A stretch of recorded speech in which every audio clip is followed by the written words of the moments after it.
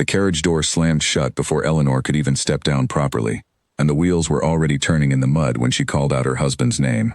Gideon did not look back. She stood alone on the gravel drive of Ravenswood Manor, her wedding dress still creased from the morning's rushed ceremony, watching the only person she now belonged to disappear down a road lined with bare, black trees.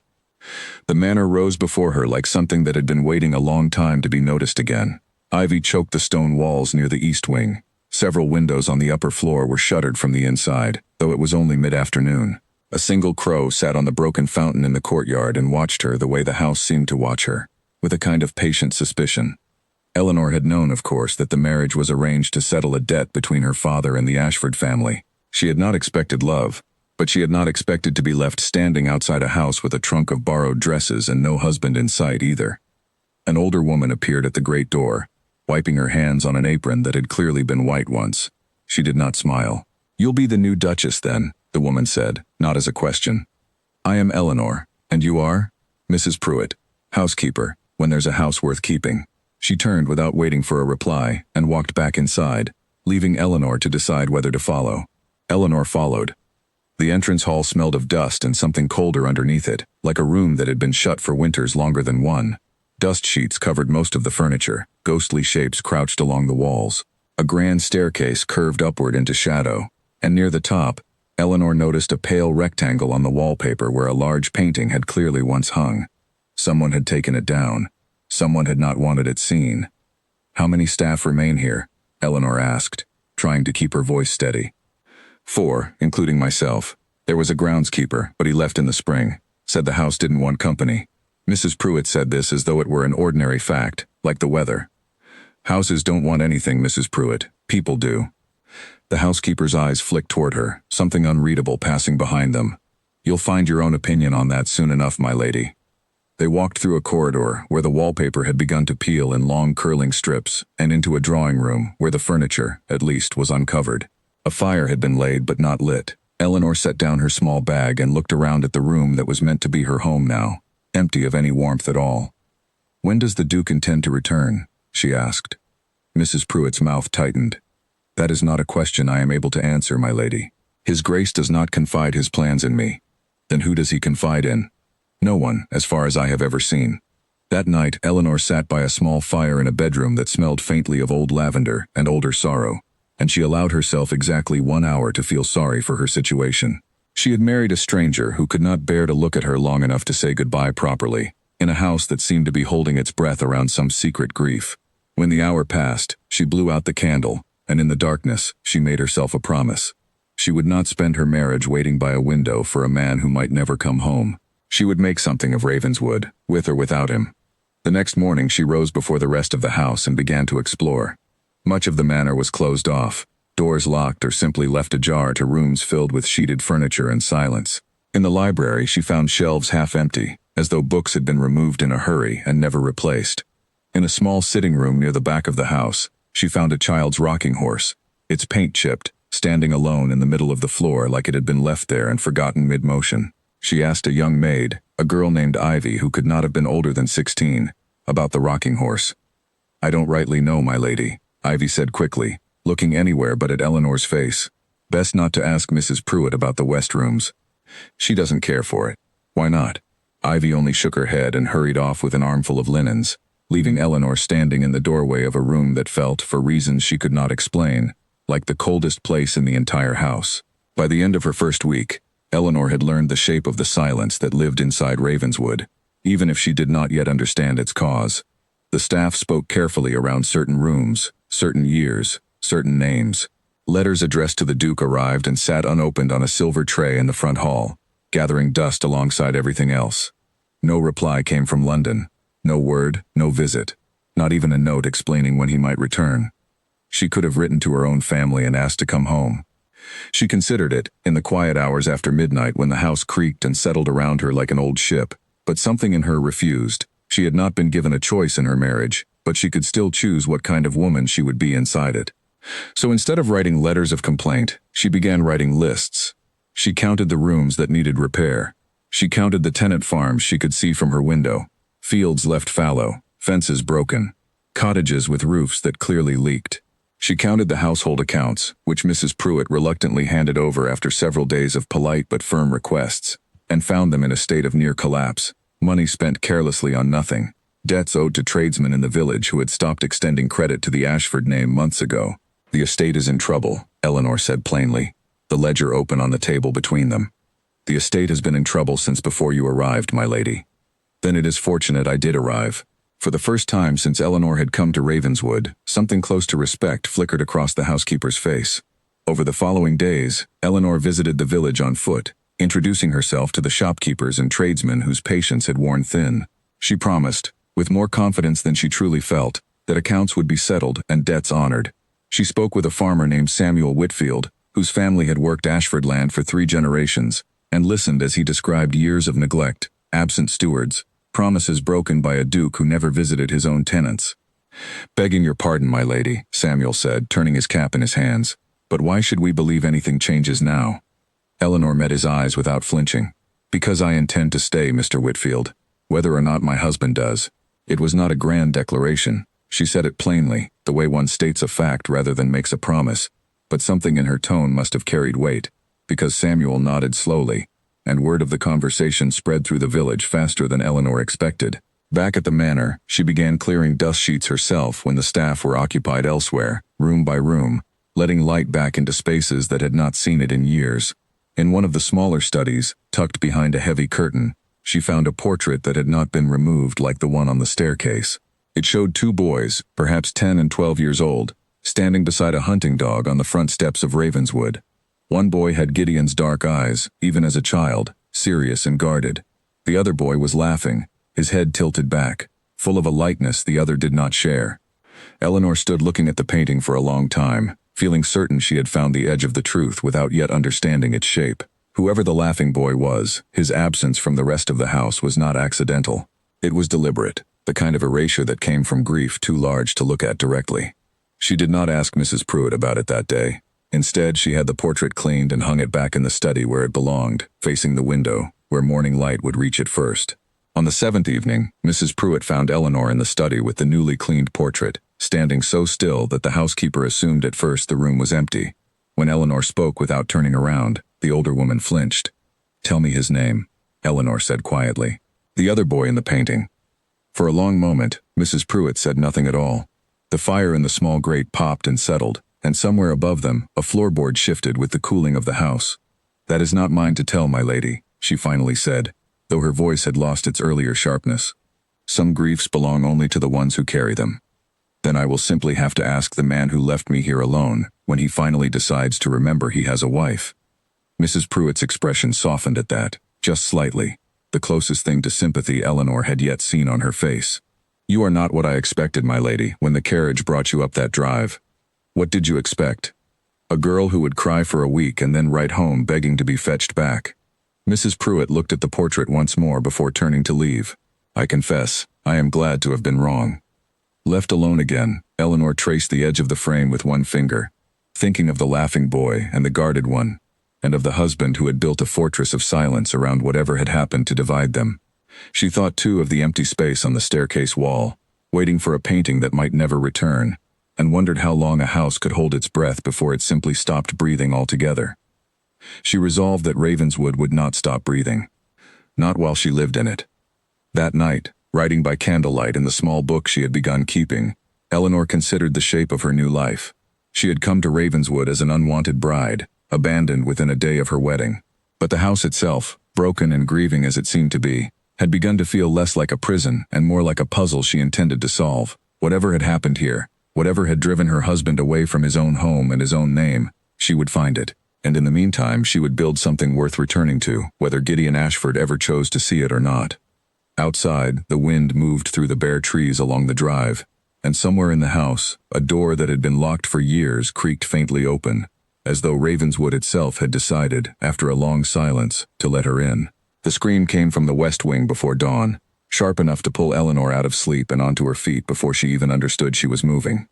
She grabbed a shawl and ran barefoot down the cold corridor toward the sound, her heart pounding harder than the situation likely deserved, though she would not know that until she arrived. In the narrow hallway outside one of the locked rooms, she found Ivy pressed against the wall, white-faced, staring at the door as though it had spoken to her. "There's someone in there," Ivy whispered. "I heard walking. Clear as anything." Eleanor pressed a hand to the door. It was locked, as it always was, the same door she had passed a dozen times in her first week, without anyone offering an explanation. She listened. Silence answered her, thick and complete, the kind of silence that follows sound rather than replaces it. "It is likely nothing more than the house settling," Eleanor said, though she did not entirely believe it herself. "Old buildings creak, Ivy. Go back to bed." The girl did not look convinced, but she went, and Eleanor stood alone in the corridor a moment longer, studying the door with new interest. Whatever lay behind it, the staff's fear of it was not imagination. Something in that room mattered enough that its door had been locked long before Eleanor ever arrived, and kept locked since. She found Mrs. Pruitt in the kitchen an hour later, already awake, kneading dough with more force than the task required. "I would like the key to the locked room in the west wing," Eleanor said, without preamble. Mrs. Pruitt did not look up. "There is no key, my lady. It was lost years ago." "Keys are not lost, Mrs. Pruitt. They are hidden. There is a difference." The housekeeper's hands stilled on the dough. When she finally raised her eyes to Eleanor's, there was something almost pleading in them. "Some rooms are best left as they are, for everyone's sake, including yours." "I did not come to Ravenswood to leave things as they are," Eleanor said, gently but firmly. "I came, whether by choice or not, to make this house whole again. I cannot do that while pretending half of it does not exist." She did not press further that morning. She had learned enough in her short time at the Manor to know that Mrs. Pruitt would not be moved by force, only by trust earned slowly. So instead, Eleanor turned her attention outward, to the parts of Ravenswood she could mend without anyone's permission. She began with the tenant farms. Over the following days, she visited every cottage within walking distance of the Manor, introducing herself properly, listening more than she spoke. She found broken fences, leaking roofs, fields that had gone unplanted the previous season for lack of seed money. She found tired, wary people who had stopped expecting help from the house on the hill, and had learned instead to expect only silence and unpaid debts. At the Whitfield farm she found Samuel's wife, Charlotte, nursing a baby by a smoking fire that would not properly draw. "The chimney wants clearing," Eleanor said, examining the hearth. "It has likely been blocked for a season or more." Charlotte looked at her with open surprise. "Begging your pardon, my lady, but I did not expect a duchess to know one end of a chimney from the other. My mother believed a lady should understand the running of a household from the ground up, not merely the giving of orders from the top of it." Eleanor smiled, and for the first time since arriving at Ravenswood, it did not feel forced. "I intend to send someone to see to it this week, and I intend to see the fences mended before winter sets in properly." "With what money, if I may ask? The estate hasn't paid a proper wage in months." It was a fair question, and Eleanor did not have a comfortable answer yet, but she gave Charlotte her word regardless. And that evening, she sat with the household ledgers until the candle burned low, searching for money that could be freed from waste and redirected toward repairs that mattered. She found it, eventually, buried in accounts for entertaining that had not happened in years, wages paid to staff positions that no longer existed, and subscriptions to London clubs the Duke apparently still held despite never once, as far as Eleanor could determine, using them. She drafted a new budget with careful handwriting, cutting what was unnecessary, redirecting funds toward the tenant farms, and the most urgent repairs to the Manor itself. When she presented the plan to Mrs. Pruitt the following morning, the housekeeper studied it for a long while in silence. "His Grace will not approve of this," Mrs. Pruitt said finally. "His Grace is not here to approve or disapprove of anything," Eleanor replied. "And until he returns to tell me otherwise himself, I intend to run this house as though it belongs to someone who cares whether it survives." Something shifted in Mrs. Pruitt's expression then, a kind of grudging respect that had been building slowly since Eleanor's arrival. "You remind me of someone," she said quietly, before catching herself and turning back to her work. "Who?" "No one, my lady. An old thought. Nothing more." Eleanor did not press, though she filed the moment away alongside the portrait in the study and the locked door in the west wing. One more piece of a puzzle she was determined to solve. Before the discovery of the locked room, Eleanor had spent an afternoon in the village settling accounts with a cloth merchant named Edward Hollis, a stout, careful man who had grown weary of Ashford promises that never turned into Ashford payments. "I mean no offense, my lady," Edward said, counting the coins she had brought with unmistakable relief. "But the house has owed me money since before the old Duke passed. I had begun to think the family considered debt a kind of family tradition." "Then allow me to break the tradition," Eleanor said. "You will be paid in full, and promptly, for as long as I have anything to do with the running of this estate." Word of her visit spread through the village faster than she expected. By the following week, 2 more tradesmen had approached Mrs. Pruitt directly, asking whether the new Duchess might be willing to hear their own complaints. Eleanor met with each of them personally, settling old accounts where she could, and negotiating fair terms where she could not, until the name Ashford began to carry a different weight in the village than it had for years. Back at the manor, Ivy had grown less nervous around her, warming slowly the way frightened animals do, through patience rather than persuasion. One evening, while helping Eleanor sort through a chest of old linens in an unused bedroom, the girl spoke without being asked. "He was a kind boy," Ivy said quietly, not looking up from the folding in her hands. "The young master. I was small myself, but I remember him giving me sweets from the kitchen when cook wasn't looking." Eleanor went very still, careful not to startle the girl into silence again. "You remember him well then?" "Better than most, I think. The older staff don't speak of him at all. Mrs. Pruitt forbids it, mostly. Says it does no good to dig up what's better left buried." Ivy folded a linen sheet with more care than the task required. "But I don't think it's buried, my lady. I think it just moved underground and kept growing there, quiet-like." The observation struck Eleanor as far wiser than the girl likely intended, and she found herself thinking of it often in the days that followed, as she continued the slow work of coaxing Ravenswood back to life, one room, one repaired fence, one settled debt at a time. The work of restoring Ravenswood consumed the following weeks entirely. Eleanor organized the staff into a proper schedule for the first time in what Mrs. Pruitt admitted had been years.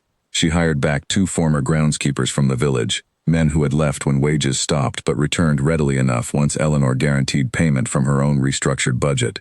She oversaw repairs to the roof over the east wing before winter rains could do further damage, and she personally inspected every room in the house that was not locked, cataloging what needed attention and in what order. Slowly, the manor began to change. Windows that had been shuttered for years were opened to let in light. Dust sheets came down from furniture in rooms that had not been used properly in a decade. The smell of beeswax polish and fresh bread began to replace the smell of neglect that had greeted Eleanor on her first day. But for all the progress, the locked room in the west wing remained exactly as it had been, and Eleanor found her curiosity about it growing rather than fading with time.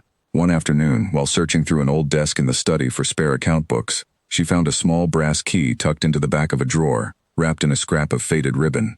It matched nothing she had seen used elsewhere in the house. Her hands trembled slightly as she turned it over, certain, without any real proof, that she had found what she had been looking for.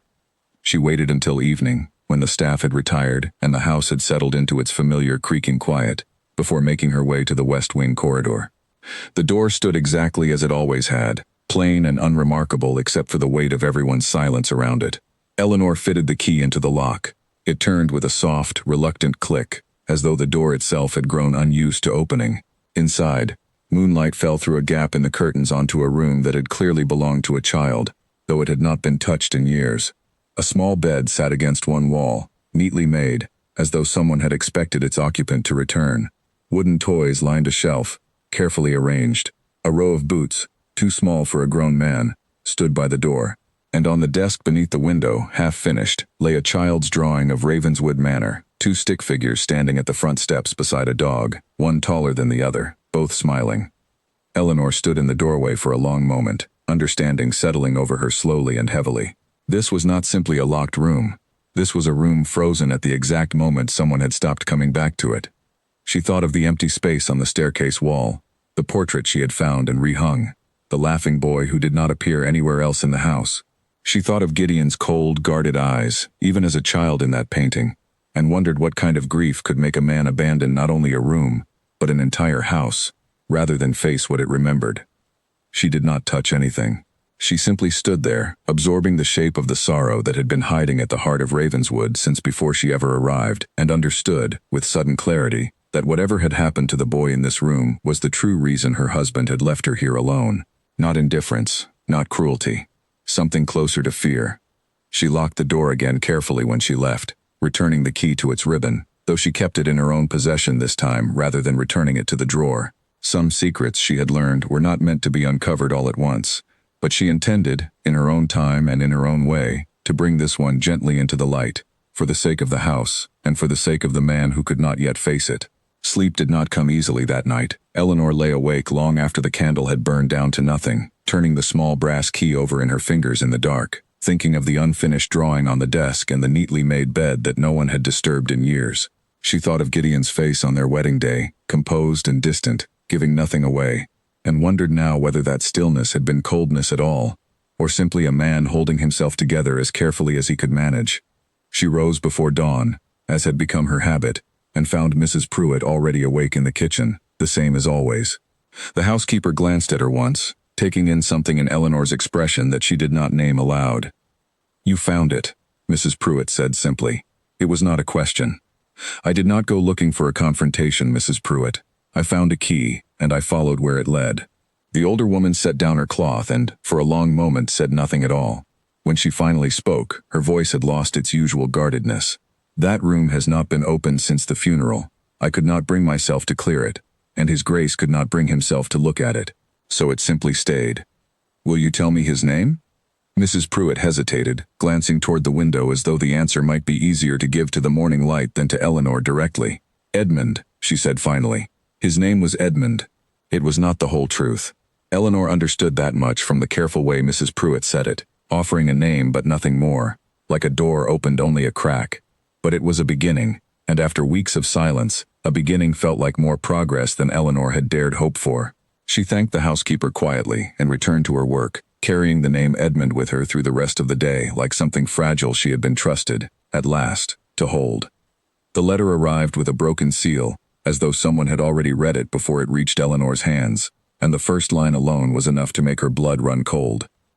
It was from a solicitor in the county town, addressed formally to the Duchess of Ravenswood, informing her that a Mr. Aldous Fenwick, cousin to His Grace the Duke, intended to petition the courts regarding the management of the Ashford estate. The letter cited the prolonged absence of the Duke, the previous state of financial disorder, and what it delicately called questions of competent stewardship. Eleanor read it twice at the breakfast table, then a third time, before setting it down carefully beside her untouched tea. "Mrs. Pruitt," she said, when the housekeeper entered with fresh bread, "do you know a man named Aldous Fenwick?" The housekeeper's face darkened instantly. "I know him well enough to wish I did not. He visited twice, years ago, before Edmund died. He has always believed the title should have passed through his branch of the family rather than His Grace's. And now he believes he has found his opportunity." "It would seem so, my lady." Eleanor folded the letter and set it aside, though her mind did not settle so easily. Whatever grief still lived quietly beneath the surface of Ravenswood, whatever slow, careful progress she had made in restoring the house and its people, all of it now stood threatened by a man who had never once set foot on the land he wished to claim, at least not in the month since her arrival. She spent that morning walking the grounds alone, thinking. The fences along the eastern boundary had been mended. The tenant cottages, once falling into disrepair, now had sound roofs and cleared chimneys. The fields, planted late but planted properly, showed the first signs of a healthy autumn harvest. None of it had happened by accident, and none of it had happened because of Gideon Ashford, who remained, as far as Eleanor knew, still in London, still silent, still entirely unaware of the battle now forming around the house he had abandoned. She would not lose Ravenswood to a man like Fenwick, not after everything it had cost her to bring it back to life. By afternoon she had written to the solicitor requesting full details of Fenwick's petition, and had begun assembling everything she would need to answer it. She gathered the restored ledgers, carefully organized month by month, showing the estate's transformation from near ruin to genuine, if still modest, prosperity. She collected written statements from tenants, willingly given, describing repairs completed and debts settled. She asked Samuel Whitfield to speak on behalf of the farming families, and he agreed without hesitation, a gesture that told Eleanor more clearly than any ledger how far her standing in the community had come. "You've done more for this land in half a year than the estate managers did in the last 5, Samuel said, as they walked the boundary of his renewed fields together. "Fenwick won't like hearing that in a courtroom, but he'll hear it all the same." "I would rather he heard it from you than from me," Eleanor admitted. "A man like that will always distrust a woman's word before he questions a farmer's. Then we'll see he hears it twice over, my lady. Once from me, and once from the numbers themselves. Numbers don't care who's holding the pen." The days that followed were consumed by preparation. Eleanor worked late into the evenings, cross-checking figures with Mrs. Pruitt, who had become, somewhat to both their surprise, a genuine ally in the effort. The housekeeper's knowledge of the estate's history proved invaluable, filling gaps in the older records that Eleanor could not have pieced together alone. "I did not expect to find myself defending this house alongside you," Mrs. Pruitt admitted one evening. as they worked by lamplight in the study, the very room where the portrait of the two boys now hung. "But I find I do not wish to see it fall into Fenwick's hands. He would sell the good land within the year and call it prudence. Then we shall see that he does not have the chance," Eleanor said. Fenwick arrived at Ravenswood himself a week later, unannounced, his carriage far grander than anything the estate itself could currently afford. He was a tall man with a carefully groomed appearance and a smile that did not reach his eyes, and he greeted Eleanor with the exaggerated courtesy of someone who did not expect to need real respect for long. "Lady Ashford," he said, bowing slightly over her hand. "Or perhaps I should say, the lady currently residing at Ashford. I confess I did not expect to find the house in such order. I had heard rather different reports." "Reports from whom, Mr. Fenwick?" "Concerned parties. It is no secret that my cousin has all but abandoned his responsibilities here. A house without a master, and now, it would seem, largely without his wife's proper guidance either, given how long she has been left to manage alone." His smile widened, sharp at the edges. "I mean no insult, of course. Merely an observation on the unusual circumstances. You may observe whatever you like, Mr. Fenwick, provided you do so from outside my drawing room. I did not invite you to Ravenswood." Something flickered across his face at that. Surprise, perhaps, or the first small crack in his confidence. He had clearly expected an anxious, isolated young bride, easily overwhelmed by a confident older relation with legal knowledge and family standing behind him. He had not expected to be addressed so plainly, in her own house, on her own terms. "I am here on legal business, my lady, not social calls. I intend to inspect the estate's records personally, as is my right given the petition currently before the courts. You have no legal right to anything in this house, Mr. Fenwick, until a court grants it, which I do not expect it will. However, since you have traveled this far, I am happy to show you precisely how well managed this estate has become in my husband's absence. I believe you will find the records rather more thorough than you anticipated." She led him personally through the study, presenting the ledgers she had spent weeks preparing, month by month, showing debts settled, repairs completed, tenant relations restored. She showed him letters from tradesmen in the village confirming payment in full, statements from farming families describing improved yields and mended fences, records of wages paid promptly for the first time in years. Fenwick's expression grew increasingly strained as the evidence mounted, his earlier confidence visibly eroding with each page turned. "This is," he began, then stopped, seemingly unable to find a way to dismiss what stood plainly before him. "Thorough," Eleanor offered. "I believe that is the word you are searching for, Mr. Fenwick." He left that evening without the satisfaction he had clearly hoped for, though he made it plain, in cold and careful words, that the matter was far from settled, and that the courts, not Eleanor's ledgers, would decide the estate's true fate. In the days between Fenwick's visit and the hearing, Eleanor found herself waking earlier than usual, her mind already turning over arguments and evidence before her feet had even touched the cold floor. She was not naturally a person who sought conflict, but she had come to understand that avoiding it now would cost her everything she had built, and everything the tenants and staff had come to trust her with. She wrote to her own father, briefly, informing him of the situation without asking for his intervention. She did not need rescue, she needed only to be believed, and she had already begun to see that the people around her, people who had known her for mere months, believed in her more readily than her own husband, who had known her for a lifetime of arranged expectation, and had still chosen silence over presence. One evening, while reviewing testimony with Mrs. Pruitt, Eleanor allowed herself a question she had been holding back for weeks. Was Edmund's death truly an accident, Mrs. Pruitt, or is that simply the version the family prefers to tell? The housekeeper's hands stilled over the papers between them. For a long moment she did not answer, and Eleanor wondered if she had finally asked one question too many. "It was an accident," Mrs. Pruitt said eventually, her voice quieter than usual. "A fall from the old bridge over the eastern stream, during a storm. Edmund was 15, Gideon was 17, and had been meant to watch him that afternoon while their father traveled." She paused, gathering herself. "His Grace has never forgiven himself for stepping away, even for a moment. He has carried it as though the storm itself waited for his back to be turned." Eleanor absorbed this in silence, feeling the shape of her husband's absence settle into something closer to understanding than resentment. A man who blamed himself for his brother's death might indeed find it easier to abandon a house full of memory than to face it daily, even at the cost of abandoning a new wife alongside it. It did not excuse his silence, but it explained it, and explanation, Eleanor was beginning to learn, often mattered more than excuse. "Thank you for telling me," she said quietly. I tell you because I believe you mean to fix what is broken here, my lady, not merely inherit it. That is more than this family has managed to do for itself in a very long time." With that conversation settled between them like a fragile truce, Eleanor turned her full attention back to the coming hearing, determined that whatever grief lived quietly within Ravenswood's walls, it would not also lose the house to a man who cared nothing for either its history or its future. The hearing itself took place in the county town 3 weeks later, before a local magistrate named Henry Colebrook, a measured man known for his careful attention to evidence rather than reputation or rumor. Eleanor arrived with Mrs. Pruitt beside her, Samuel Whitfield and several other tenants in attendance to speak on her behalf, and the full weight of her restored records prepared for presentation. Fenwick's solicitor argued first, painting a picture of an estate abandoned by its duke, managed in his absence by an inexperienced young wife with no proper training or authority, the implication clear that a woman alone could not truly be trusted with such responsibility, regardless of what temporary improvements might appear on paper. When it came Eleanor's turn to speak, she did not raise her voice or appeal to sentiment. She simply presented the evidence, methodically, point by point, the way she had learned to manage every crisis since arriving at Ravenswood, with patience, thoroughness, and an unwillingness to be dismissed. The estate's accounts, 6 months prior to my arrival, showed debts owed to no fewer than 11 tradesmen in the village, several unpaid for over a year, she said, laying the relevant pages before the magistrate.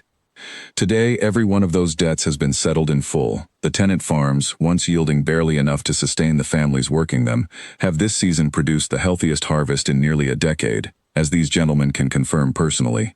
Samuel stepped forward when called and spoke plainly and honestly about the changes he had witnessed, his voice carrying the quiet authority of a man who had worked the land his entire life and had no reason to flatter anyone. "I've farmed Ashford land since I was a boy," he said. "I never once saw improvement like this under any steward the estate hired before, and certainly never under absentee management from London. Whatever concerns anyone might have about how the estate is run, I'd ask them to look at the fields themselves before taking anyone's word over the harvest." By the time the hearing concluded, the magistrate's expression had shifted considerably from his earlier caution. He examined the ledgers himself for a long while, questioned several of the tenants directly, and finally addressed the room with the measured finality of a man who had heard enough to be certain of his judgment. "I find no evidence whatsoever of incompetent stewardship," Henry Colebrook said. "Quite the opposite. The petitioner's claim rests entirely on assumption and outdated information, neither of which holds weight against the clear and thorough evidence presented today. This petition is dismissed." Fenwick's composure finally broke, if only slightly, a tight, furious stillness settling over his features as he realized the courtroom had turned entirely against him. He said nothing further, gathering his papers with sharp, controlled movements before leaving without a backward glance. Eleanor allowed herself only a small breath of relief before Mrs. Pruitt's hand found her own, squeezing it briefly in a gesture that needed no words to explain its meaning.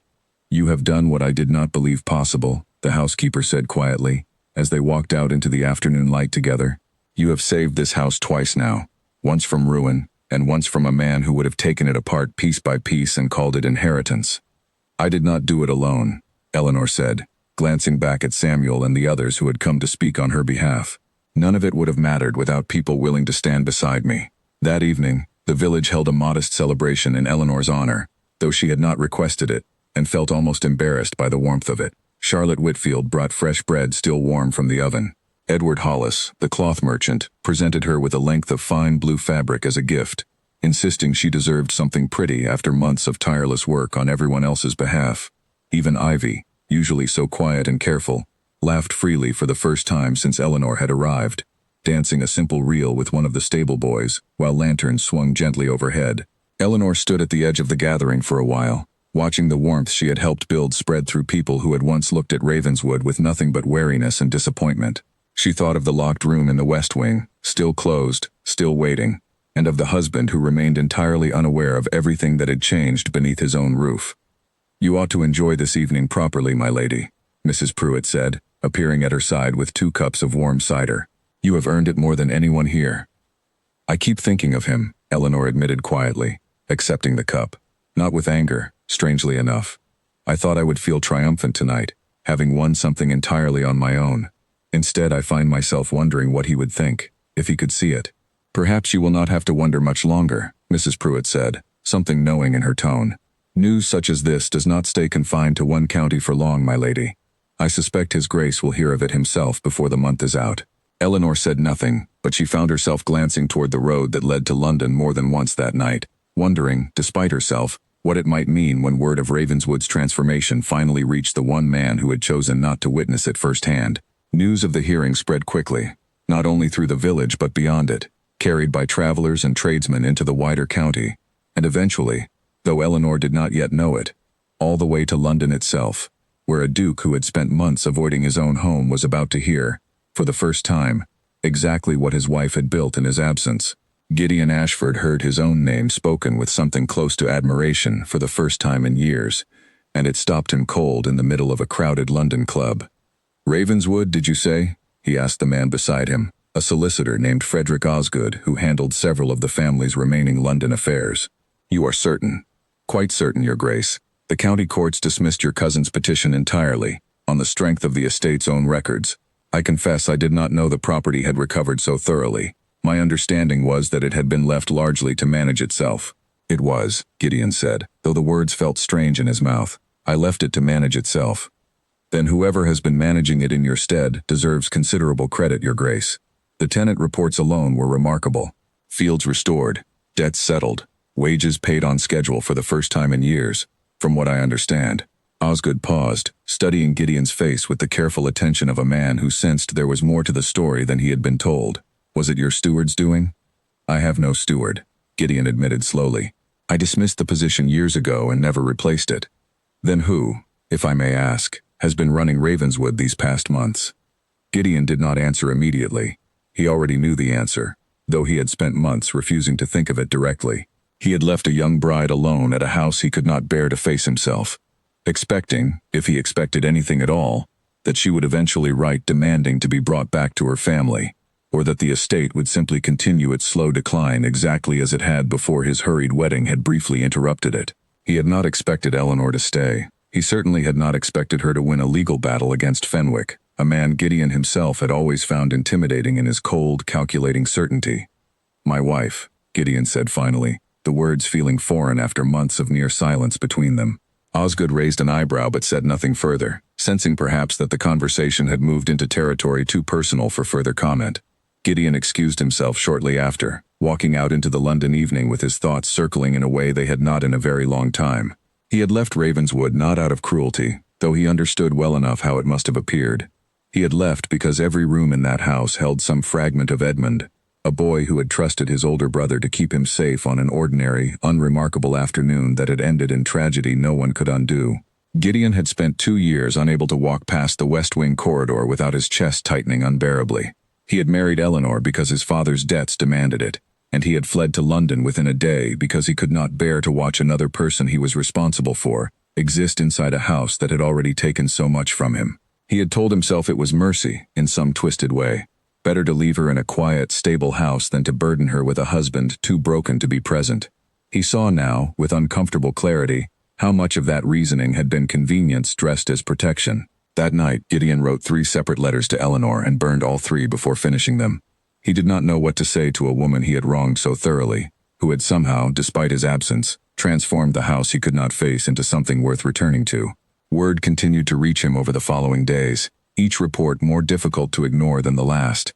A former colleague mentioned, in passing conversation, having heard that Ravenswood's harvest was the finest in the county that year.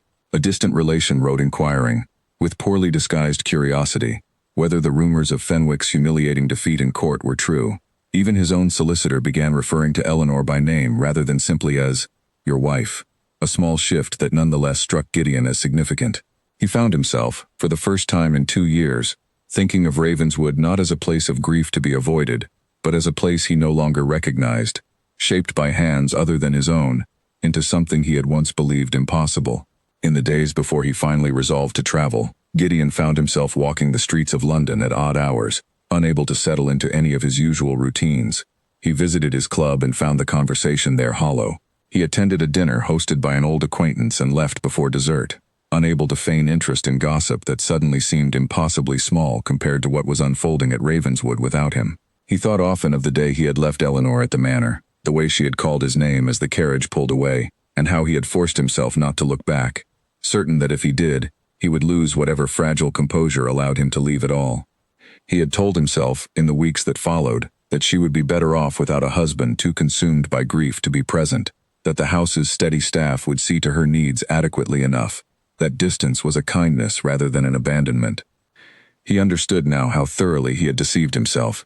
Distance had not protected Eleanor. It had simply left her to face an unfamiliar house, a grieving staff, and a scheming relative entirely alone, armed with nothing but her own determination and whatever courage she could summon on her own.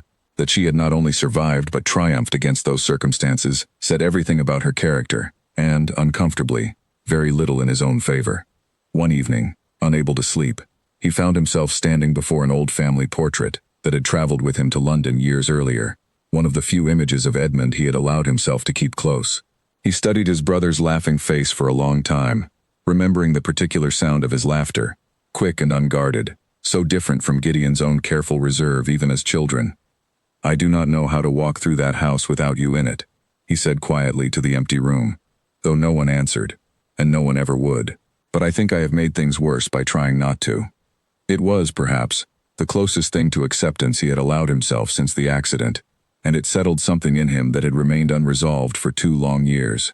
Whatever waited for him at Ravenswood, whatever anger or distance Eleanor might rightfully hold against him, he understood finally that continuing to run from it served no one, least of all himself. The final decision came not from any single dramatic revelation, but from a quiet, persistent restlessness that would not leave him alone. He sat in his London townhouse one evening, staring at an unfinished letter to Eleanor, and realized he had spent 2 years running not toward safety, but away from the only home he had ever truly known, and away, now, from a wife who had somehow succeeded where he himself had failed for years. He ordered his carriage prepared for the following morning, informing no one of his intentions beyond the necessary staff, and spent a sleepless night turning over what he might say to her, uncertain whether any words could adequately address the length and depth of his absence. The journey to Ravenswood felt longer than he remembered, the countryside passing in a blur of autumn color that seemed, even from inside the carriage, healthier and better tended than he recalled from years past. As they turned onto the familiar drive, Gideon leaned forward, unable to help himself, and felt something in his chest tighten at the sight before him. The fountain in the courtyard, broken and dry for as long as he could remember, now ran with clear water, catching the afternoon light. The ivy that had once choked the east wing had been carefully trimmed back, revealing stonework beneath that had not seen daylight properly in years. Windows that had remained shuttered throughout his childhood stood open, curtains moving gently in the breeze. Even the gravel drive itself had been raked and maintained, free of the weeds that had once crept steadily inward from the tree line. It did not look like the house he had abandoned. It looked, impossibly, like the house he remembered from before Edmund's death, restored not to what it had been exactly, but to something equally alive. The carriage had barely stopped before Gideon stepped down, standing for a long moment simply taking in the sight of Ravenswood as it now stood, transformed by a woman he had left behind without a second thought. Mrs. Pruitt appeared at the door first, her expression shifting rapidly from surprise to something more guarded as she recognized him.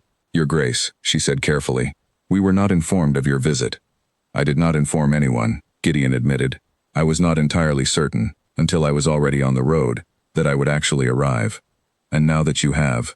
Before he could answer, movement caught his eye near the garden path, and he turned to see Eleanor walking toward the house, her arms full of late autumn flowers, her sleeves rolled and her hair loosely pinned in a way that suggested she had spent the morning working alongside her staff, rather than directing them from a distance. She stopped abruptly when she saw him, the flowers nearly slipping from her grasp. For a long moment, neither of them spoke. Gideon searched her face for some sign of the anger he fully expected and deserved, but found instead something more complicated, a wariness mixed with something that might have been cautious relief, though he could not be entirely certain. "You came back," Eleanor said finally, her voice carefully neutral.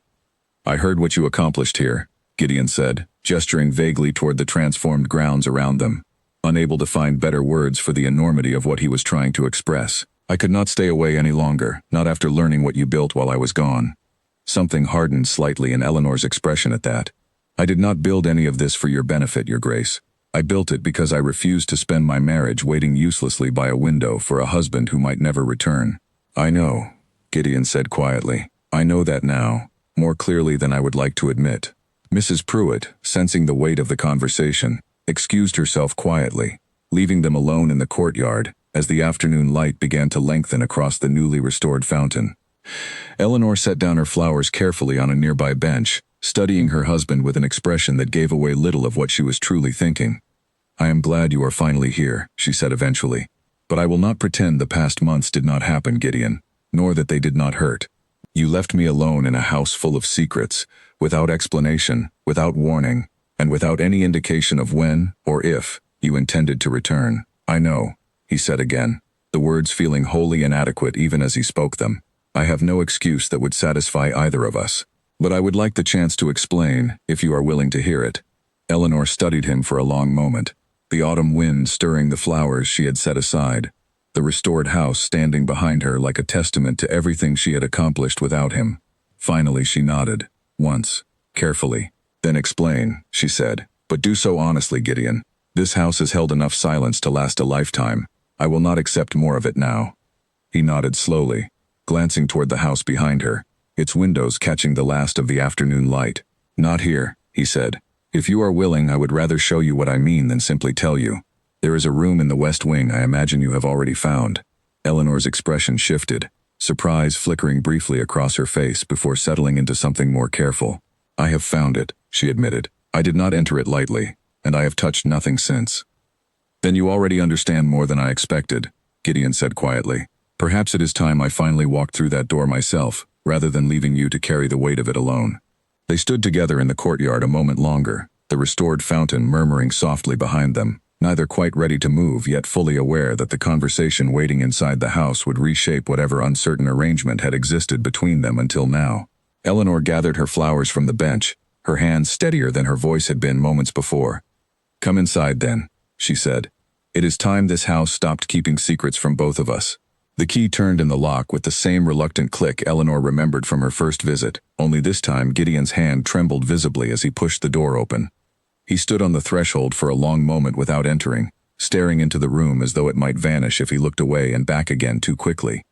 The child's bed, still neatly made, the row of small boots by the door, the unfinished drawing on the desk, exactly where Eleanor had left it, two smiling stick figures standing before a house that had once been full of laughter. "I have not been in this room since the day we buried him," Gideon said, his voice rough with something he was clearly fighting to control. "I could not make myself enter it, not even to close the curtains properly. I simply locked the door and told myself that if I never looked at it again, perhaps it would hurt less." "Did it work?" Eleanor asked quietly, standing beside him but not yet stepping past the threshold herself. "No," Gideon admitted. "It only meant I carried the room with me everywhere else instead. I could not walk past this corridor without feeling it. I could not sit in the study without seeing his empty chair. I could not look at the staircase wall without remembering exactly why I had taken his portrait down, because I could not bear to see him smiling at me every time I climbed those stairs, knowing I was the reason he never would again." He finally stepped into the room, moving slowly, as though the floor itself might give way beneath the weight of 2 years of avoidance. He picked up one of the small wooden toys from the shelf, turning it over in his hands with a tenderness that surprised Eleanor, given how carefully guarded he had remained since his arrival. "Tell me what happened," Eleanor said gently. "Mrs. Pruitt told me it was an accident, a fall from the bridge during a storm, but I do not think you have ever truly spoken of it to anyone." Gideon was quiet for a long moment, still holding the small wooden horse in his hands. "Our father traveled to the county town that day, leaving me responsible for Edmund, as he often did. Edmund wanted to walk to the eastern stream despite the clouds gathering, and I let him, because refusing him anything always felt like an unnecessary cruelty. He was 15, I was 17, and certain I knew better than to worry over a bit of weather." He set the toy down carefully, exactly where he had found it, and continued. "The storm came faster than either of us expected. The old bridge over the stream had been weakened by spring floods, though none of us knew it at the time. Edmund was crossing when it gave way beneath him. I reached the bank in time to see him fall, but not in time to stop it, and the current afterward was too strong and too fast for me to reach him before." His voice caught, and he did not finish the sentence, though he did not need to. Eleanor stepped closer, resting a hand gently on his arm. "It was an accident, Gideon. A terrible, unforeseeable accident. You were 17. You could not have known the bridge was unsafe. I have told myself that 1,000 times," he said. "It has never once made the guilt lighter. I was meant to watch him. I was meant to keep him safe. And instead I watched him disappear beneath the water while I stood on the bank, unable to do anything at all." And so you locked this room, and eventually you locked yourself away from the entire house, believing that distance might somehow undo what happened, or at least prevent it from happening again to anyone else you loved. Gideon looked at her then, something raw and unguarded in his expression that she had not seen from him before, not even on their wedding day. I did not intend for you to suffer for my inability to face this place. I told myself I was protecting you, by leaving you somewhere stable rather than burdening you with a husband too broken to be present. I understand now how thin that reasoning truly was. It was thin, Eleanor agreed, though not unkindly.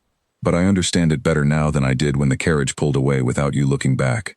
Grief makes people do strange, sometimes cruel things, even when cruelty was never their intention. They stood together in the quiet room for a long while, the afternoon light shifting slowly across the floor, illuminating dust motes that stirred gently with their movement. Eventually, Gideon walked to the desk and picked up the unfinished drawing, studying it with an expression somewhere between grief and something gentler. He was drawing this the morning before the storm, Gideon said. I remember him asking me to sit for it properly, and I told him I did not have time, that I had other matters to attend to. He finished as much as he could from memory instead. He set the drawing down carefully. I have regretted refusing him that small request more than almost anything else. Then perhaps, Eleanor said softly, it is time this room stopped being a tomb, Gideon, and became instead a memory you can visit without it destroying you each time. Gideon looked around the room slowly, as though seeing it properly for the first time rather than simply enduring its presence from memory. I always believed that keeping it exactly as it was meant, I had not truly lost him. Not entirely. As long as his boots stood by the door and his bed remained made, some part of me could pretend he might still walk back into it one day. He shook his head slightly. It was a foolish kind of comfort, I think, one that cost me far more than it ever gave back. Grief does not always follow reasonable paths, Eleanor said. I do not think it is foolish to want to hold on to what remains of someone you loved, but perhaps holding on does not require sealing a door shut and refusing to let light or life anywhere near it. You speak as though you understand grief rather well yourself, for someone so determined to rebuild everything around her. My mother died when I was 12, Eleanor said quietly. I understand the temptation to freeze a room, a memory, an entire version of a life, rather than let it change or fade.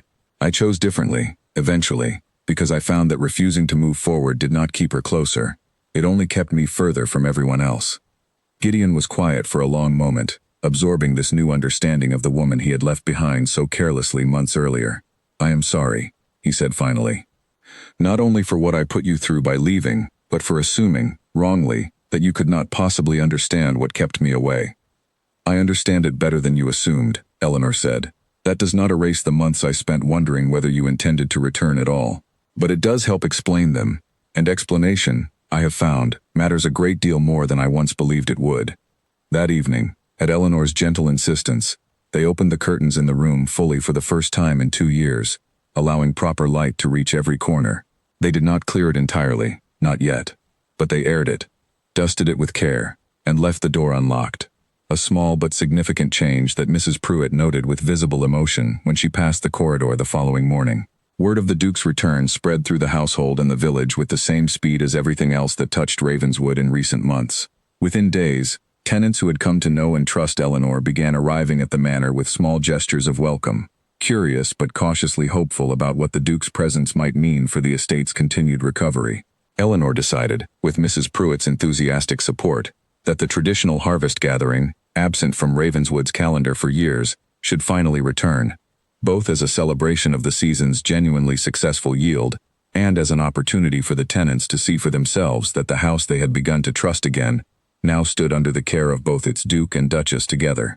Preparations consumed the following 2 weeks. The Great Hall, unused for formal gatherings since long before Eleanor's arrival, was cleaned and opened properly for the first time, its dust sheets finally removed for good. Long tables were arranged to accommodate the tenant families, decorated simply with autumn flowers and early evening candles. Charlotte Whitfield helped organize the food, insisting on contributions from several village families who wished to take part in celebrating the harvest they had worked so hard to bring in. Gideon, to Eleanor's quiet surprise, involved himself directly in the preparations, rather than retreating into the distant formality she had half expected from him. He walked the tenant farms personally for the first time in years, speaking with families he had once known only by name on a rent ledger, listening to their concerns and their hopes with an attentiveness that seemed to surprise them as much as it surprised Eleanor. "I did not expect the Duke himself to walk our fields," Samuel Whitfield admitted to Eleanor one afternoon, watching Gideon examine a section of newly mended fence with evident interest. "Your husband is not quite the man the rumors made him out to be, my lady, if you'll forgive my saying so." "Neither was I, once, according to most people's expectations," Eleanor said, smiling slightly. "It seems this house has a way of changing people who are willing to let it." The evening of the harvest gathering arrived clear and cool, the kind of autumn evening that seemed to invite gratitude simply by existing. Lanterns lined the drive up to the manor, and the great hall, restored to something close to its former grandeur, filled steadily with tenant families, village tradesmen, and household staff, all gathered together beneath a roof that had, for years, sheltered mostly silence and neglect. Eleanor stood near the entrance greeting arrivals, watching the hall fill with warmth and conversation that would have seemed impossible only months earlier. Gideon joined her partway through the evening, standing beside her rather than retreating to some distant corner as she half expected he might, given how unaccustomed he clearly remained to gatherings of this kind. "You built all of this," he said quietly, watching the hall around them. "Every bit of it. I do not know how to properly thank you for what you have done here, Eleanor, in my absence and at considerable cost to yourself." "You could begin," Eleanor said, "by staying long enough to help me finish it." Before Gideon could answer, Mrs. Pruitt approached, her expression carrying a weight Eleanor had learned to recognize over the past months as significant. "Your Grace," she said quietly, "there is something the tenants have asked for, if you are willing." "What is it?" "A word, Your Grace. Simply a word, spoken plainly, before the gathering. Many of these families have wondered, for years, whether the house on the hill still considered them worth caring for. I believe they would value hearing it from you directly, now that you have returned." Gideon glanced at Eleanor, uncertainty visible in his expression, the same uncertainty she imagined had kept him locked away from Ravenswood and its people for far too long. She met his eyes steadily, offering nothing but quiet encouragement, no pressure, simply the space to decide for himself. He nodded slowly, and moved toward the center of the hall as conversation gradually quieted around him. Dozens of familiar and unfamiliar faces turning toward the Duke who had finally, after 2 long years, returned to stand among them. For a moment Gideon said nothing at all, and Eleanor watched him search the crowd, perhaps looking for the courage he needed, perhaps simply gathering his thoughts after so long spent avoiding exactly this kind of attention. When he finally spoke, his voice carried clearly across the hall, steadier than she had expected. "Many of you knew this house better than I did, in the years I chose to stay away from it," he began. "You worked its land, mended its fences, and kept faith with a family that gave you very little reason to trust it during that time. I will not stand here and pretend that absence was anything other than my own failing, nor will I offer excuses that cannot undo the years you spent wondering whether anyone at Ravenswood still cared whether you and your families prospered or simply survived." A quiet murmur passed through the hall, not unkind, simply attentive, and Gideon continued, his gaze moving briefly to Eleanor, before returning to the gathered families. "I left this house because I could not face what it held for me. Grief, more than indifference, kept me away, though I understand that the difference likely mattered very little to those left waiting for a Duke who never came. What I did not expect, and what I do not believe I deserved, was to return, and find that in my absence, someone refused to let this house, or the people connected to it, fall into ruin simply because I lacked the courage to face my own home." He paused, glancing toward Eleanor once more, something openly grateful in his expression that needed no further words to explain itself. "My wife rebuilt what I abandoned. She settled debts I allowed to accumulate, restored fields I neglected, and earned trust from this community that I had, through years of absence, entirely forfeited. Whatever faith you place in Ravenswood going forward, I ask that you understand it is her hands, far more than mine, that rebuilt the foundation you now stand on tonight." The hall remained quiet for a moment longer, absorbing his words, before Samuel Whitfield, standing near the front of the gathering, raised his cup and spoke with the plain confidence of a man accustomed to honest work rather than fine speeches. "Then here's to the Duchess," Samuel said simply, "who did not wait for permission to do right by this land and its people.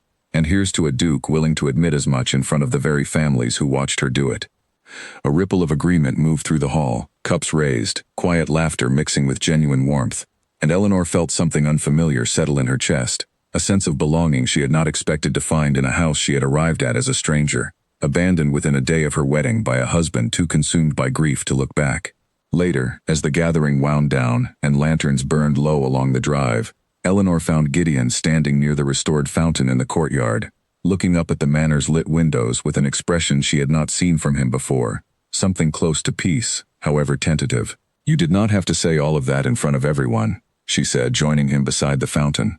I believe I did, Gideon said. You spent months rebuilding what I could not face, without any certainty I would ever return to acknowledge it. The very least I owed you was honesty, spoken plainly, in front of the people whose trust you earned far more honestly than I ever managed to on my own. Eleanor studied him for a long moment, the sound of the water and the distant murmur of departing guests filling the quiet between them. I meant what I said earlier, she said finally. I do not need thanks, Gideon. I need to know whether you intend to stay this time, or whether Ravenswood will once again become a house I am left to manage entirely alone. I intend to stay, Gideon said, and for the first time since his return, there was no hesitation in his voice at all. Not out of obligation, and not simply out of guilt for what I allowed to happen in my absence. I want to build whatever comes next for this house alongside you, Eleanor, if you are willing to have me. She considered him carefully, the man who had left her without explanation months earlier now standing before her, finally honest about the grief that had driven him away, and the respect he had clearly come to hold for everything she had accomplished since. It was not forgiveness offered easily, or without reservation, but it was, she realized, a genuine beginning, the kind neither of them had truly been given on their hurried wedding day. Then let us see what we can build, Eleanor said. Together, this time. A messenger arrived at Ravenswood before breakfast, breathless and insistent, carrying news that Aldous Fenwick had not accepted the magistrate's decision quietly after all, and had instead begun spreading rumors through the county that the Duke's sudden return was nothing more than a calculated performance meant to disguise ongoing mismanagement. Eleanor read the messenger's account with a tightening in her chest that surprised her, given how thoroughly she believed the matter had already been settled. Gideon, standing beside her in the study, read the letter over her shoulder, his expression darkening with an anger she had not yet seen from him. He means to undermine everything you built the moment my back was turned again, Gideon said. I will not allow it. We will not allow it, Eleanor corrected gently. This is no longer a battle either of us fights alone. Gideon looked at her for a long moment, something shifting in his expression, and nodded once, firmly. No, it is not. They rode to the county town together that same afternoon, presenting themselves jointly before Henry Colebrook, who received them with the same measured attention he had shown during the original hearing. Gideon spoke plainly, confirming every detail of Eleanor's stewardship, adding his own account of what he had witnessed since returning, the restored fields, the settled debts, the trust rebuilt among tenants who had every reason to have abandoned faith in the Ashford name entirely. Mr. Fenwick's claims are without merit, the magistrate said finally, clearly unimpressed by the renewed accusations. The estate's records speak for themselves, and I have seen nothing today to suggest otherwise. I would advise your cousin, your Grace, to abandon this pursuit before it costs him more than his pride. Fenwick, informed of the ruling shortly after, did not appear at Ravenswood again, though word eventually reached the household that he had left the county entirely within the month, his ambitions toward the Ashford title and lands finally, decisively, exhausted. Mrs. Pruitt reported, with barely disguised satisfaction, that he had reportedly sold his remaining local holdings and relocated to the north, no longer welcome in circles that had once given his complaints more credit than they deserved. He mistook kindness for weakness, twice over, Gideon said, when the news reached them. First with you, and then with me, assuming I would simply allow him to claim what neither of us had any intention of surrendering. He mistook a great many things, Eleanor agreed, including the idea that a house rebuilt by determination alone could be so easily undone by a man who never once contributed to its recovery. With Fenwick's threat fully behind them, a quiet settled over Ravenswood that neither Eleanor nor Gideon had experienced since her arrival, the particular stillness of a household no longer bracing itself against some looming difficulty. It allowed room, finally, for the slower and more personal work that still remained between them. With the threat resolved, Eleanor and Gideon settled into the slower, steadier work of rebuilding not only the estate, but their marriage itself, a task neither of them found simple despite the genuine goodwill now present between them. There were difficult conversations still to be had, moments when old hurt resurfaced unexpectedly. One evening, several weeks after Fenwick's departure, Eleanor found herself unable to hold back the frustration she had carried quietly since her first lonely night at Ravenswood. I do not begrudge you your grief, Gideon, she said, as they sat together in the study, the portrait of the two brothers watching over them from its place on the wall. But I want you to understand what those first weeks were like for me, arriving in a house I did not know, married to a man who could not even say goodbye properly before leaving me among strangers. I understand, Gideon said quietly. I have thought of little else since my return, truthfully. I cannot undo what I did, Eleanor, but I can promise you it will not happen again. Whatever comes, whatever grief or difficulty either of us faces, I do not intend to run from it, or from you, a second time. That is a significant promise, Eleanor said. It is one I intend to keep, Gideon replied, for as long as you are willing to let me try. Slowly, over the following months, trust deepened between them in ways neither had fully expected on their hurried wedding day. Gideon involved himself directly in the estate's continued management, working alongside Eleanor rather than deferring entirely to her judgment or reclaiming authority for himself. They reviewed the ledgers together each week, walked the tenant farms together, and gradually, carefully, began clearing the West Wing room together as well, packing away certain items with quiet ceremony while choosing to keep others, like the unfinished drawing, displayed properly rather than hidden away in grief. The portrait that had once hung on the staircase, removed in the depths of Gideon's mourning, was finally restored to its rightful place, Edmund's laughing face once again greeting anyone who climbed toward the upper floors. Beside it, in time, a new portrait was commissioned, one showing Eleanor standing before the restored fountain in the courtyard, the manor rising warmly behind her, a fitting companion to the family history the staircase now properly displayed once more. Clearing the West Wing room did not happen in a single afternoon, nor did either of them expect it to. They approached it slowly, over several weekends through the winter months, sitting together on the floor of Edmund's old room sorting through toys and clothing, and small treasured objects that had remained untouched for 2 years. I remember this, Gideon said one afternoon, holding up a small wooden boat, its paint chipped from years of handling before it had ever been set aside. Our father carved it for him the summer he turned 12. Edmund sailed it in the stream nearly every day that whole season, until the current carried it off once and he cried for an entire evening, before I waded in myself to retrieve it from where it had caught against the bank. You saved it for him then, Eleanor said gently. I did that time, Gideon said, his voice quiet. I only wish I had managed it a second time, when it mattered far more. Eleanor set her hand over his on the small boat. You cannot carry every version of that day forward with you forever, Gideon. Not if you intend to build something new here as well. They kept the boat, along with a handful of other objects that carried the clearest, warmest memories, arranging them eventually on a small shelf rather than scattered throughout an entire preserved room. The rest, the neatly made bed, the row of outgrown boots, the general trappings of a life paused mid-motion, were gradually cleared, some given quietly to families in the village with children who could use them, others simply packed away with care into the family archives, present but no longer positioned as a shrine. It was slow, sometimes painful work, and there were afternoons when Gideon could not continue, excusing himself to walk the grounds alone until whatever grief had surfaced settled enough for him to return.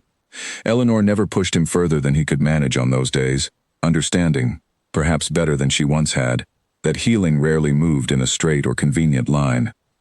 By the time the last of the heaviest work was finished, early spring had arrived properly, the gardens outside beginning to show the first green signs of the coming season.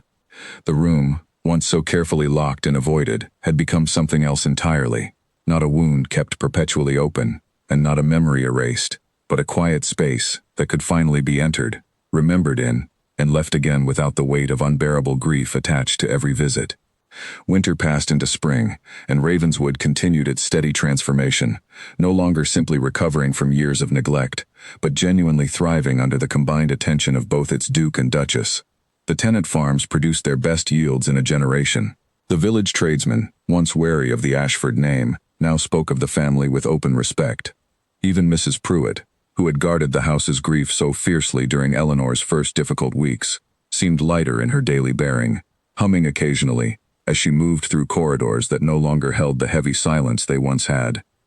On a warm afternoon in early summer, nearly a year after Eleanor's lonely arrival at Ravenswood, Gideon found her in the garden, tending flowers that had not grown properly in the beds outside the manor for years before her arrival. I have been thinking, he said, settling onto the bench beside her, about what this house has become since you arrived. It bears very little resemblance to the place I left you in that first day, and I do not simply mean the state of its fences or its accounts. What do you mean then? Eleanor asked, brushing dirt from her hands. I mean that it finally feels like a home again, Gideon said, rather than a monument to everything I lost. I did not believe that was possible, not for a very long time. I certainly did not expect it to happen because of a marriage I entered into out of obligation, to a woman I barely knew and treated, at the very start, quite poorly. You did treat me poorly, Eleanor agreed, though without bitterness, the observation simply an honest accounting of the path that had brought them here. But you have spent the months since working to make amends for it, in ways I did not expect and certainly did not require, though I have been grateful for them regardless. Gideon reached for her hand, turning it gently in his own. I would like to make one more amend, if you are willing to hear it. What sort of amend? I would like to properly court you, Gideon said, something almost boyish in his sudden earnestness. The way I ought to have done before our wedding, rather than after nearly a year of marriage already behind us. I know it is an unusual request, given our circumstances, but I find I do not wish to simply continue as we are, comfortable and companionable though it has become. I find that I have come to love you, Eleanor, not out of obligation or gratitude for what you built here, but for who you are, plainly and entirely. Eleanor studied him for a long moment. The man who had once left her standing alone on the gravel drive, now sitting beside her in a garden he had helped restore, offering his heart with the same careful honesty he had finally learned to bring to every other part of their life together. I believe, she said slowly, a smile spreading across her face despite her best efforts to remain composed, that I would like that very much. That evening, word spread quickly through the household and eventually the village, as it always did at Ravenswood, that the Duke intended to hold a proper celebration at summer's end, not merely for the harvest or the estate's continued recovery, but for the marriage itself, a chance for the community that had witnessed its difficult beginning to also witness its genuine flourishing. The celebration, when it arrived, filled the great hall with more warmth and laughter than the house had likely seen in generations. Samuel and Charlotte Whitfield attended with their growing family, their youngest child chasing the household dogs around the courtyard fountain, while the adults exchanged easy conversation over cups of warm cider. Edward Hollis brought fine cloth as a gift once more, this time simply out of genuine goodwill rather than settled debt, insisting he had never in all his years of trade witnessed a house turn its fortunes around so thoroughly or so honestly. Mrs. Pruitt oversaw the arrangements with visible pride, occasionally pausing to watch Eleanor and Gideon together, with an expression that suggested she, too, had never quite expected to witness such a transformation within these walls. Ivy, no longer the frightened girl who had once whispered about noises behind locked doors, moved confidently through the hall, directing younger staff with a competence that had grown steadily over the past year. She caught Eleanor's eye at one point and offered a wide, unguarded smile, the same warmth Eleanor remembered from the girl's description of Edmund all those months earlier. Sweets slipped from the kitchen when no one was watching. Even Henry Colebrook, the magistrate who had presided over both hearings against Fenwick's claims, attended briefly, offering his genuine congratulations before departing with the quiet observation that he had rarely seen an estate recover so completely, or a marriage grow so visibly stronger, in circumstances that might have easily broken either one permanently. Gideon stood near the head of the hall for a portion of the evening, watching the gathered guests with an expression Eleanor had come to recognize as genuine contentment, so different from the guarded distance he had carried during their earliest days together. When she joined him, he slipped an arm around her without hesitation, a gesture that would have seemed impossible from the composed, distant man who had left her on the gravel drive nearly a year before. I keep thinking of that first carriage ride away from here, he admitted quietly, watching the celebration continue around them. I told myself I was protecting everyone by leaving. I understand now that I was only protecting myself, and rather poorly at that. You have more than made amends for it, Eleanor said. This house does not remember you as the Duke who abandoned it any longer, Gideon. It remembers you as the man who finally came home. Because you gave me somewhere worth returning to, he said. I do not forget that, and I do not intend to. Late in the evening, as the celebration continued around them, Gideon led Eleanor up the restored staircase, past the portrait of Edmund and the new portrait of Eleanor herself, toward the West Wing room that had once held nothing but locked grief. The door stood open now, always, sunlight falling freely across a room that had been carefully cleared and gently repurposed as a quiet sitting room, Edmund's memory honored through a small shelf of his belongings rather than an entire frozen room. I wanted you to see it finished, Gideon said, before the evening ends. I could not have managed this without you, Eleanor. None of it. Not the room, not the estate, and certainly not myself. Eleanor looked around the transformed space, thinking of the frightened, grieving house she had first walked into nearly a year earlier, and of everything that had grown from the ashes of that difficult beginning. This house was never truly forgotten, she said quietly. It was only waiting for someone willing to remember it properly, grief and all. And you were willing, Gideon said, when I was not. We are both willing now, Eleanor said, taking his hand. That is what matters, I think, far more than who managed it first. Below them, The sounds of celebration continued to rise through the restored halls of Ravenswood, warmth and laughter filling a house that had once known only silence and locked doors. Eleanor stood beside her husband in the room that had finally been allowed to heal, and understood, with quiet certainty, that whatever difficult beginning had brought them here, the home they had built together, deliberately and honestly, was one worth every hard-won piece of it. It had taken a forgotten bride, a grieving duke, and a house full of buried secrets to discover it. But Ravenswood, at last, finally felt like home. A letter arrived at Ravenswood on a cold morning nearly 2 years after Eleanor first walked through its doors, and this time, unlike that very first correspondence left gathering dust on a silver tray, it was opened and read together, at the same table, by a duke and duchess who no longer kept secrets from one another. It came from the Royal Agricultural Society, requesting permission to study the methods behind the estate's remarkable recovery, having heard, through channels neither Eleanor nor Gideon fully understood, of the transformation at Ravenswood, from near ruin, to one of the most productive estates in the county. Eleanor read it twice, laughing softly at the formality of the language before glancing up at her husband. "It seems our little corner of the world has become rather more notable than either of us intended," she said. "You built something worth noticing," Gideon replied. "I am simply glad the rest of the world has finally caught up to what the tenants here already knew." They welcomed the society's representative, a thoughtful young man named Charles Whitmore, the following month, and spent an afternoon walking him through the estate's records and methods, from the redistributed budget that had first freed money for repairs, to the careful, patient relationship building with tenant families that had turned wary suspicion into genuine partnership. Whitmore left deeply impressed, promising to share Ravenswood's example with other struggling estates throughout the region. "To think," Mrs. Pruitt said that evening, setting out tea in the drawing room, "that this house might now serve as an example for others, when not so long ago it could barely keep its own accounts in order. It only required someone willing to look at it honestly," Eleanor said, rather than avoiding what needed fixing. The following spring brought change of a different, more personal kind, when Eleanor discovered she was expecting their first child. Gideon received the news with a mixture of joy and quiet apprehension that Eleanor understood without needing explanation, the same fear that had shaped so much of his early behavior now resurfacing in a new, more tender form. "I find myself frightened in a way I did not expect," he admitted one evening, sitting beside her in the garden as the last light faded from the sky. "Not of the child itself, but of failing them, the way I once believed I failed Edmund." "You will not fail this child," Eleanor said firmly. "You have spent the past 2 years proving, to this entire household and county, exactly the kind of man you are capable of being when you choose presence over absence. I have no doubt you will choose the same for our own son or daughter. You have more faith in me than I sometimes have in myself." "Then it is fortunate," Eleanor said, resting her head against his shoulder, "that I have enough faith in you for us both, at least until you learn to trust yourself as thoroughly as everyone around you already does." Their daughter arrived on a bright morning in early autumn, exactly 1 year after the harvest celebration that had marked the beginning of their true partnership.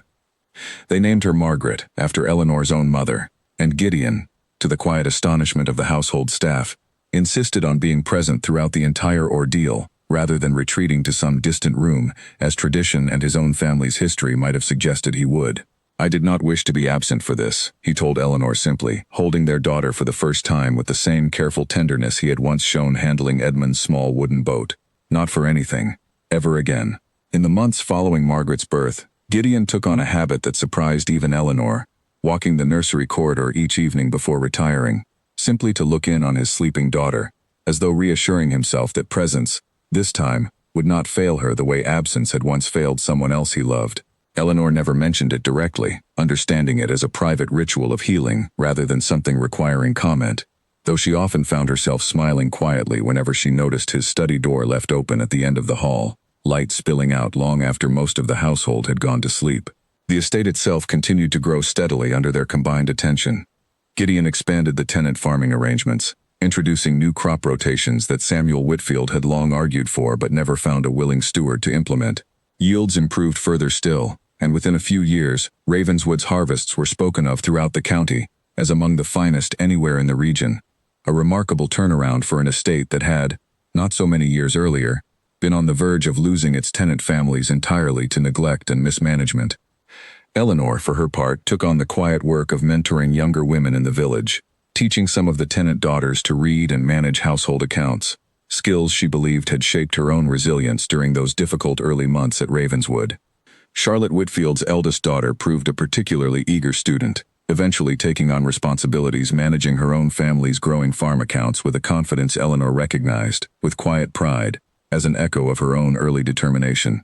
A second child, a son they named Edmund after the uncle he would never meet but whose memory now lived gently rather than painfully within the family's history, arrived 3 years after Margaret. Gideon wept openly when he held his son for the first time, not from grief this time, but from something closer to gratitude, a full circling of loss into renewal that neither he nor Eleanor had dared hope for during those first difficult months of their marriage. "I did not think I would ever be able to hear that name spoken with joy again," he admitted to Eleanor quietly, cradling their newborn son. "You have given me that, along with everything else." "He gave it to himself," Eleanor said gently, watching her husband with their child. "You simply had to be willing to let joy back in, Gideon, rather than keeping every door in this house locked against it." Margaret grew up within the walls of a Ravenswood, entirely transformed from the house Eleanor had first entered alone, a home filled with warmth, laughter, and the steady presence of parents who no longer feared what its rooms might hold. The nursery, chosen carefully by Eleanor, sat adjacent to the study where the portrait of two brothers still hung, ensuring that Edmund's memory remained woven gently into the fabric of the house rather than isolated or forgotten. As Margaret grew older, she would occasionally ask about the small wooden boat kept carefully on a shelf in what the family had come to call the quiet room.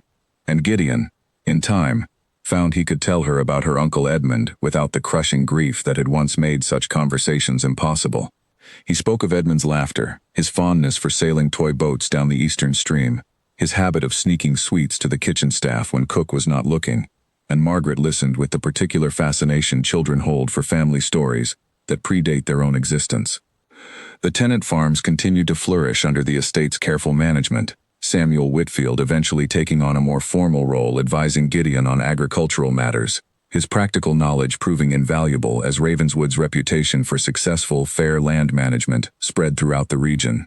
Charlotte Whitfield and Eleanor remained close friends, their children growing up together despite the difference in station, a closeness that would have seemed unthinkable in the rigid early days of Eleanor's arrival, but felt entirely natural within the more open household Ravenswood had become. Mrs. Pruitt remained at the manor for many years afterward, her sharp edges softened considerably by time and by watching the family she served find genuine happiness within walls that had once held only grief and silence. She often told newer staff members, when training them in the house's particular history, that Ravenswood had nearly been lost twice, once to neglect and once to a scheming relation, and had been saved both times by a duchess who refused to accept that a house, or the people connected to it, were beyond saving. Fenwick was never heard from again in any meaningful capacity. His brief, ambitious challenge to the Ashford inheritance remembered locally, when remembered at all, as a cautionary tale about underestimating a woman, simply because circumstance had left her temporarily alone. Years later, when Margaret was old enough to understand the full history of her family's home, Eleanor told her the story properly, of a hurried wedding and an abandoned bride, of a locked room and a house full of careful, protective silence, and of the slow, patient work required to turn grief into something survivable, and eventually, something close to peace.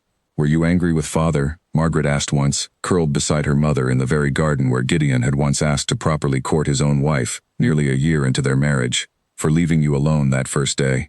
"I was," Eleanor admitted honestly, "angry and frightened and entirely uncertain what kind of life I had been given.